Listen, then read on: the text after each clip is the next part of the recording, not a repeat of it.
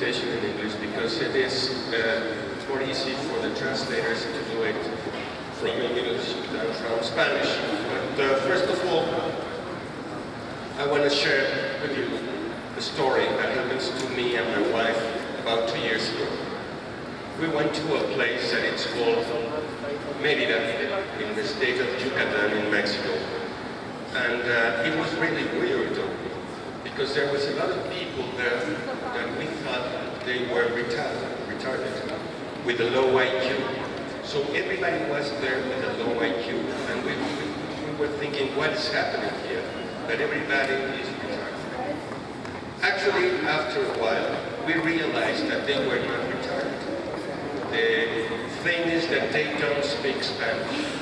They speak another language that it's called Maya. And they speak Spanish only for business purposes. And what I'm trying to say here is that, believe me, I really sound a lot more intelligent in my own language. So I really appreciate, and I'm going to start with this, okay?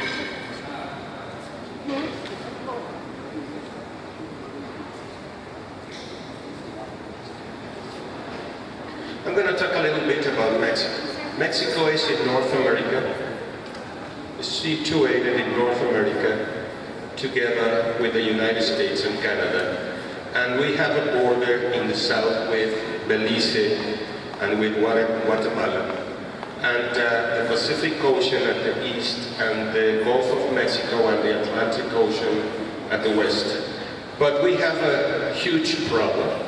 And the huge problem that we have is that we have 3,000 kilometers of border with the United States.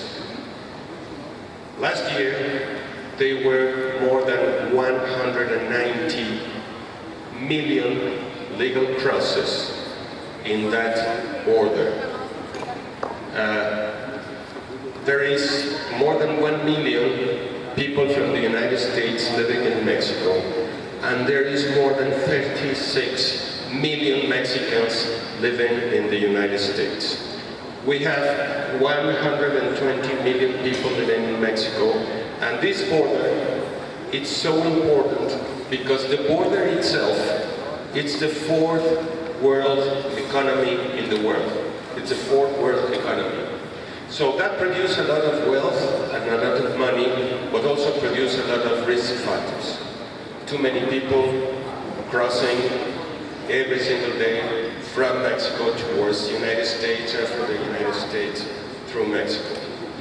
So this is Mexico. How can I choose this? Okay. And this is the life expectancy in Mexico. There is 77 years of life expectancy in Mexico. But as you can see in men, they were decreasing in the life expectancy in the year 2012. And that was because organized crime and killing people in Mexico. Fortunately, it's better now and it's becoming better.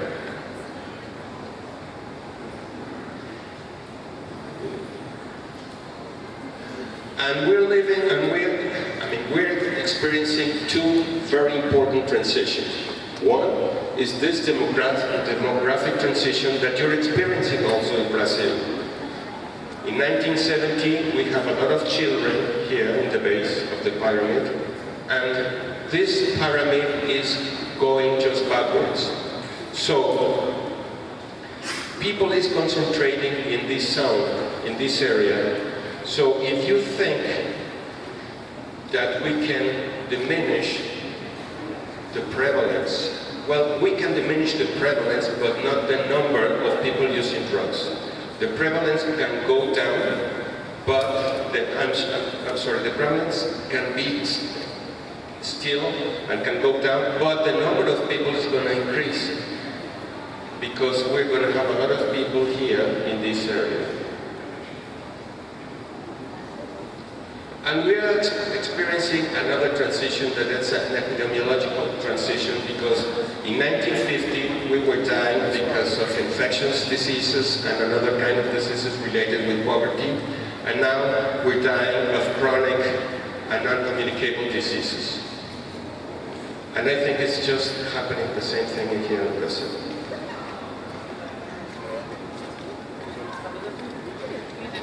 Okay? And this is what is happening with drugs in Mexico. And it, of course, is increasing. We have a lifetime prevalence about 10%, but it's increasing a lot. And this is increasing because of marijuana, of maconha. And as you can see here, in the year 2008, the consumption of marijuana, of maconha, went up really high. Why? What happened over there? The thing is that there's a lot of people since that year in the legislative power talking about marijuana is not so bad, marijuana is natural, I mean it's worse tobacco and alcohol than marijuana. So that is happening in Mexico at the risk perception of children and youth, it's going down. So the consumption is going up.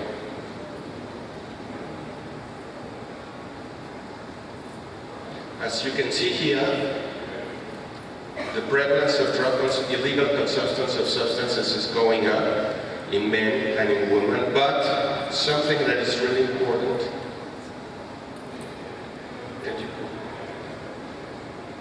is this, adolescence. As you can see, the big problem that we're having in Mexico is this. Adolescents, mainly women, that it's changing. We're having problems with marijuana in Mexico.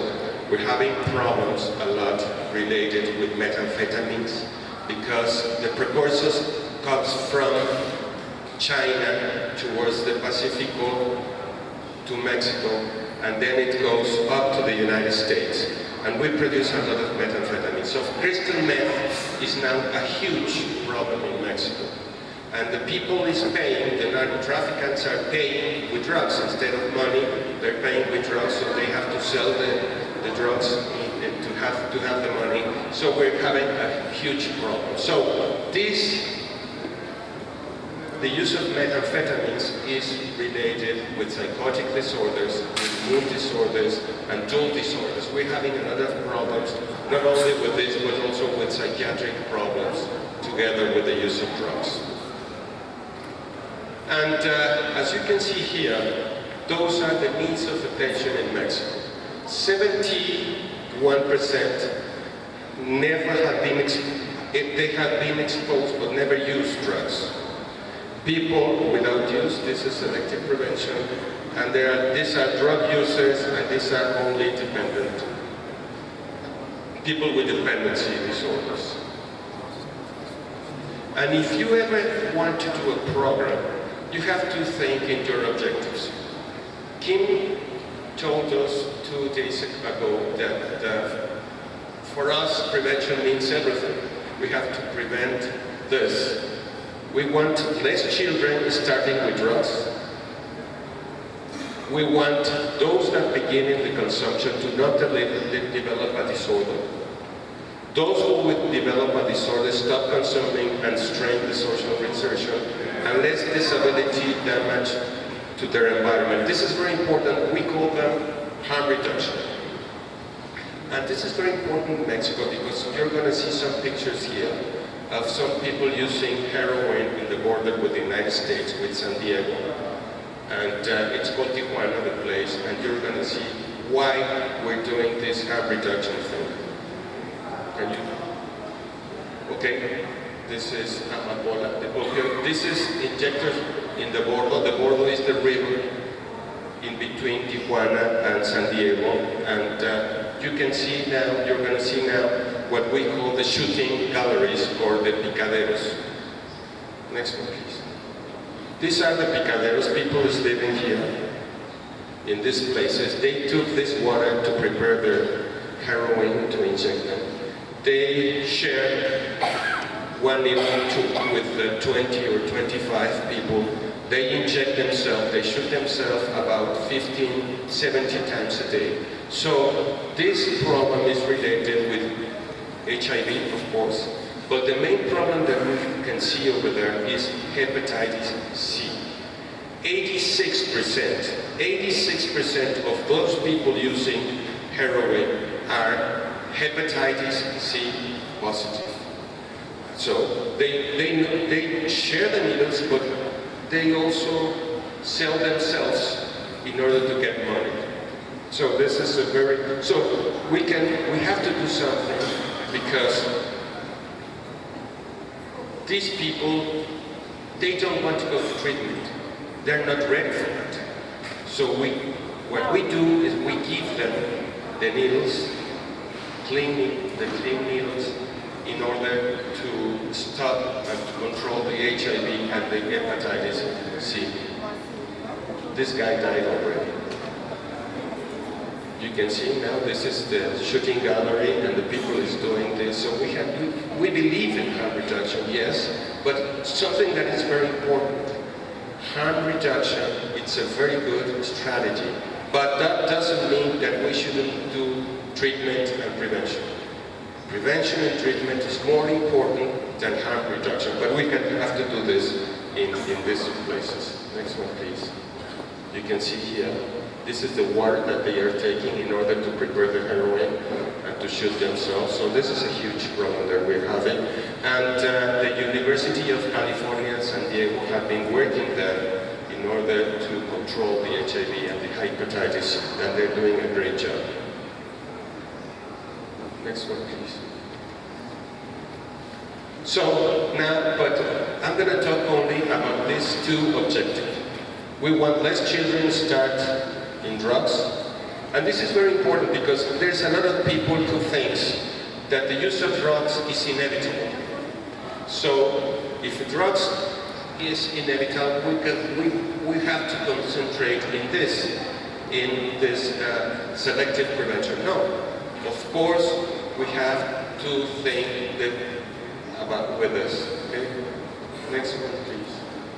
And this is very important. If we put in a graphic the vulnerability of the adolescents, we're going to have this curve.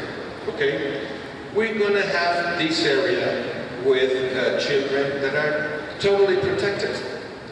And you know what we're doing in Mexico and in a lot of places around the world? People is working a lot with these people, with these children, because it's too easy to work with them. They are always at the school, the parents go to all the sessions of prevention, everybody goes there, everybody wants to do very sophisticated programs of prevention here. What do they need? Nothing. Just scientific information. That's enough for them.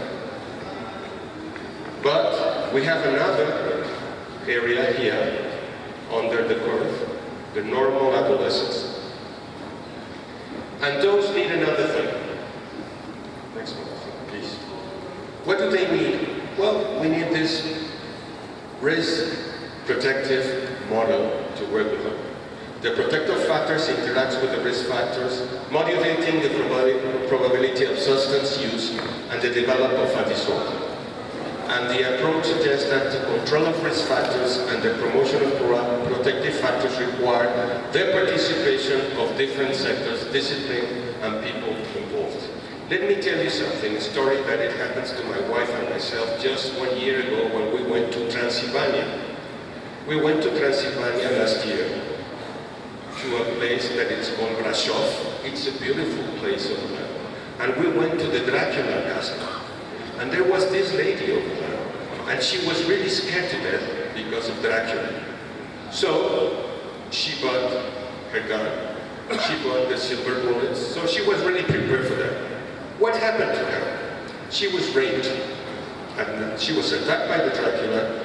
And she was raped twice. Second time was under her consent. But let me tell you something. What happened to her? Silver bullets are for the werewolf, not for Dracula, for the vampires. So what I'm trying to say here, that not every single prevention strategy is useful for everyone. We have to differentiate and we have to do different things in order to prevent. Okay? And these are the factors of vulnerability that we're having in Mexico and in the United States. Intrapersonal, irritable temperament, inability to regulate emotions, aggressive tendency, low intelligence, and high sensation seeking. Now, if we talk about interpersonal risk factors, we have to talk about resistant to rules, arguing with parents. Yesterday, the conference that you did yesterday was so amused. It was really incredible because I thought that campaigns did nothing. Now, my brain and my mind is changing, and now I think that we can do a lot with campaigns, but we have to do it in a good way, with a scientific-based prevention strategies. Okay, so domestic violence and environmental vulnerability is classroom mismanagement, lack of staff in places, drug dealing, adults who are publicly intoxicated, and infestation of rodents. That doesn't mean that the rodents produce alcohol or substance use disorders. This is not a attributable risk, okay? This is not a attributable risk. This is some variables related. So what is this? Infestations by rodent? That means that there's a lot of poverty, that means that there's a lot of violence, that means a lot of things, not that the rodents produce drug abusers. Okay? So next one, please. And protection factors. Easy temperament, cooperative behavior, average intelligence, early reader, athletic abilities. Interpersonal, can you go backwards, just one, okay. One, supporting parenting, parent involvement in children's activity. The monitoring that you were talking yesterday is very important. Parents know child's friends, friends who resist drugs, involvement in school activities. Now, next one, please. And protection factors, it's a safe, adequate housing, sidewalks and street lights, community policy, clean water resources, schools and parks and recreation equipment. Next one, please. Next, let's see here. And if we want to do this, a good prevention with the children under the curve, these are the NIDA rules and the NIDA principles that they're, first of all, we have to work with protective factors and risk factors, but something that is very important. Not the risk factors are not the same one for everyone. In Mexico, if you're a kid who used to fight a lot, you're a fighter. In some places, that's a risk factor. But in another place, that could be a protective factor. So that's not a universal protection. Okay? Legal and illegal drugs, we have to work with it, with both. The social attitude against drugs is very important, and the dilettantism should be avoided. Okay, next one, please. Let's see it. Of course, the participation of parents is essential. Long-term actions, school as an essential component. Next one. Action in the community, emphasize the norms, the legal and the social norms. We have to work in the school. It's very nice and very good to work in the schools. This is a very good place to act with a group of risk. And the program should consider specific problems of each community. Every community is different, so we have to do different things. And preventive efforts must be according with the importance of the risk. And the actions must be specific, each stage of development and culturally appropriate. Okay, next one, please. Next. And this is very important. This year, on March, in Vienna, United Nations presents the new international standards for prevention of substance use disorders. And these are what they call the main components. Okay, so there are three things that are very important. First of all, the content of the program. It has been This is very important. It should be based on scientific research. Second, the people who is delivering the program is very important. It has to be professionals, and it has to be not professionals, but it has to be certified by someone to do a perfect job. And the frequency, just to go once to a school means nothing. If I go to a school and then I go to another school and but I gave them only one talk, scientific or whatever, or just one workshop, that's not going to change anything at all. The frequency and the intensity is one of the most important components in every single program. Okay? Next, please. Now, let me talk a little bit about this that I consider something that is really important. In the United States, there's a program that is called SBIRT, Screening, Brief Intervention, and Referral to Treatment. And it works really, oops, I didn't do that, sorry. And it's very important, and it works really good. In Mexico, we have something that it's just like the SBIRT program in the United States, but it's different because in Mexico, the problem is not so mature.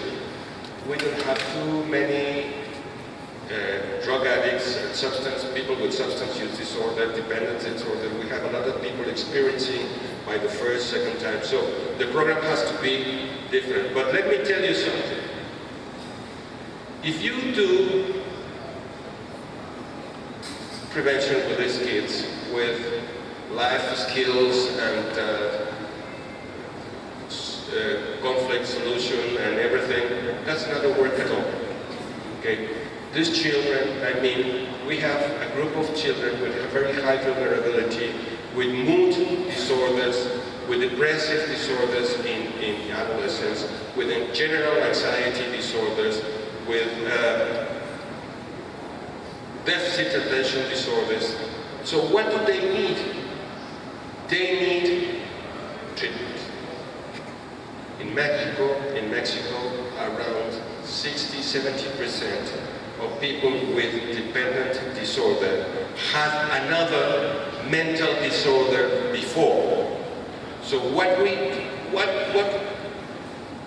we have to do? We have to search for them. We have to go to the community, we have to screen, and we have to do screening with them. We have to find those children who has mood disorders, who has anxiety disorder, who has those kind of disorders, and we have to give them treatment, psychiatric and psychological treatment, okay? So this is, and please, I think that in Latin America we should start on forgetting a little bit about universal programs, and we should change to selective, because the vulnerability of our children is getting worse and worse and worse. Okay, so next one please. Just the correlation between mental disorders and substance use is so high, so we have to search for them, and we have to screen, and we have to do the screening, and we have to find them, and we have to intervene with them, okay? Next one, please. Next, la siguiente. So, this is the place that I work. I work in an organization that is called Centros de Integración Juvenil. We are 1,300 people working there. We have 9,000 volunteers working over there. We have 170 facilities around Mexico. And we see around 100,000 patients every single year. And we do prevention with around 6 or 7 million people. Mainly with information, but this is changing. We're doing more life skill training and more this selective prevention. But this is a huge thing that we're doing in Mexico, and we're having good results, because something that is really important is you negotiate with data.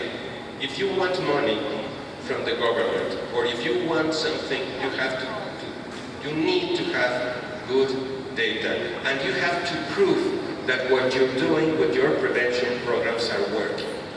There's a lot of programs in Mexico that they think they are doing a great job, that they're doing nothing. And then sometimes there was this program in the United States that steals something in Mexico that it's all there. And I think that in Brazil, you have there also this program, DARE. It was evaluated when I was at the Johns Hopkins University at the School of Public Health. There was these people evaluating those programs. That program, that worth nothing. I mean, really, it was terrible. But fortunately, in Latin America, this program is changing. Still, the police goes to the schools, the police goes, and they do a lot of things over there, but they're doing a great job. And that's different in the United States, because in the United States, they used to go with the drugs, and they tell the children, this is cocaine, you use the cocaine like this, you put it in your nose, you sniff the cocaine, your brain you're going to feel great, you're going to feel strong, you're going to feel this, but you can have a stroke. The children doesn't hear about the stroke or about the consequence. They only going to hear about that you're going to be strong, that you're going to be happy, that you're going to socialize. So that program didn't work at all. So yes, we have to prove that we're doing is functioning and it's working. And if you have good data with evaluation, then of course you're going to have money and good money from the government. We receive from the government of Mexico around $40 million a year to do our work. So I can share more about that, and I'm so happy to be with you, and I want to thank the organizers for this extraordinary Congress. Thank you very much for your attention. Thank you so much.